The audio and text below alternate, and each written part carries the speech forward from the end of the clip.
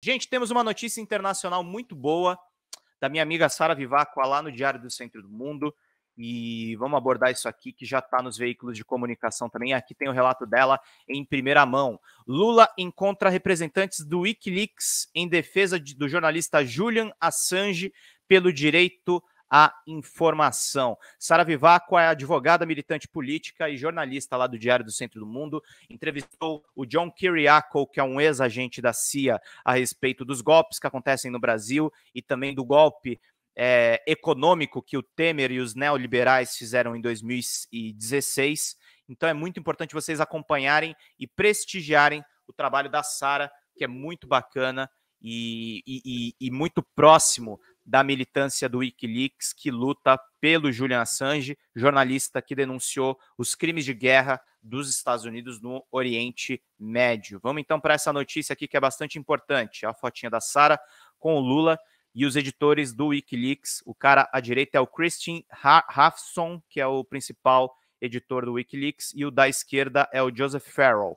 O editor-chefe e porta-voz do Wikileaks, Christian Hafson, e o jornalista e editor da plataforma Joseph Farrell foram recebidos nessa segunda, dia 28 de novembro de 2022, por Lula no CCBB. Eles conversaram com o presidente eleito sobre o julgamento de Julian Assange, que está preso na Inglaterra. O encontro é parte de uma agenda de defesa da liberdade de Assange contra as violações de direitos humanos e pelo direito à informação. Lula perguntou da saúde de Assange em meia hora de conversa, questionou se ele não pega sol na cadeia, quis saber como está o processo na justiça e se as cortes britânicas estavam sendo justas. Escutou com atenção e deixou claro que tem um compromisso pessoal em ajudar na libertação de Assange. Na semana passada estivemos com o presidente da Colômbia, Gustavo Petro, na Casa de Narinho, na sede do Poder Executivo em Bogotá. A ideia é convencer Joe Biden, presidente dos Estados Unidos, a perdoar Assange. Aliás, uma aspas minha.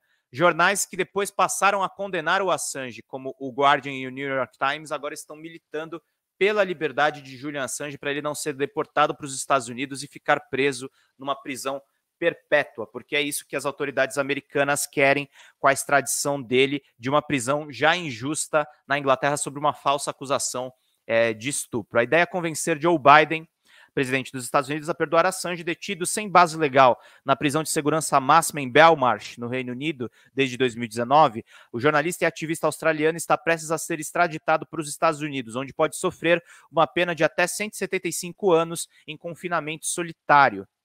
A foto do Lula e os editores do Wikileaks. Assange é acusado pelo governo americano de violar a lei de espionagem de 1917. Ele foi responsável, por exemplo, pela publicação entre 2010 e 2011 de documentos classificados revelando crimes de guerra e campos de tortura no Iraque e no Afeganistão. A eventual condenação de Assange por essas publicações criminalizaria todas as etapas do processo jornalístico básico: solicitar, receber, possuir e publicar informações verídicas e de interesse público. A defesa do jornalista quer que os Estados Unidos retirem as acusações como forma de proteger a liberdade de imprensa em todo o mundo. Os jornais New York Times, Guardian e inclusive a Folha de São Paulo aqui no Brasil publicaram as denúncias do Assange nesses anos. Então, além das informações importantíssimas que o Assange forneceu para a gente entender como funciona o governo americano, esses jornais, essas mídias, eles lucraram com as revelações do Julian Assange. Então é fundamental que a gente milite pela liberdade dele, gente. O Wikileaks foi pioneiro no jornalismo digital, no vazamento de informações sigilosas de governo, e é muito importante que a gente tenha essas ferramentas digitais para fazer todas essas denúncias em nome da liberdade de imprensa em todo o mundo. O New York Times, o Guardian e outros grupos de mídia já publicaram material do Wikileaks e divulgaram uma nota em conjunto em defesa de Julian Assange. Nesta quarta, dia 30 de novembro, as principais associações, sindicatos, federações e organizações jornalísticas, em demonstração de solidariedade, receberão os representantes do Wikileaks na sede da Associação Brasileira de Imprensa, a ABI, no Rio de Janeiro. Vamos ler essa nota aqui do Guardian e do New York Times, que é bastante importante também, que é mais uma notícia para vocês acompanharem. O New York Times, o Guardian e outros grupos de mídia saem em defesa de Julian Assange. O Guardian, o New York Times, o Le Monde, o Der Spiegel e o El País divulgaram uma nota em defesa do cofundador da Wikileaks, Julian Assange. De acordo com as organizações de mídia, o governo dos Estados Unidos deve desistir de sua acusação. Assange é acusado pelo governo americano de violar a lei de espionagem de 1917. Ele foi responsável, por exemplo, pela publicação entre 2010 e 2011 de documentos revelando crimes de guerra e campos de tortura no Iraque e no Afeganistão. Os editores dessas organizações de mídia que publicaram os vazamentos se reuniram para se opor publicamente aos planos de acusar Assange sob uma lei projetada para processar espiões da Primeira Guerra Mundial. Aí tem a nota aqui: publicar não é crime. O governo dos Estados Unidos deveria encerrar o processo contra Julian Assange por publicar segredos. 12 anos atrás, no dia 28 de novembro de 2010, nossos 5 meios de comunicações internacionais, o New York Times, o Guardian, o Le Monde, o El País e o Der Spiegel, publicaram uma série de revelações em cooperação com o Wikileaks que fizeram as manchetes de todo mundo. Aliás, uma curiosidade, a Natália... Qual que é o nome dela? Natália... Só um pouquinho. Só para dar essa informação com precisão para vocês. A Natália Viana, da Agência Pública, ela cria depois a Agência Pública porque ela foi uma das jornalistas que trouxe os vazamentos do Assange para o Brasil.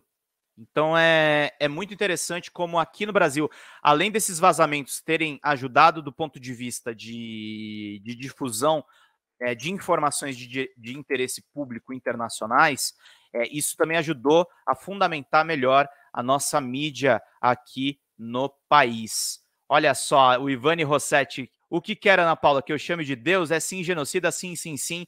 Ele é santo como muitos pastores hereges e corruptos. O Ivani está tirando sarro aqui da moça que está tentando defender o Bolsonaro.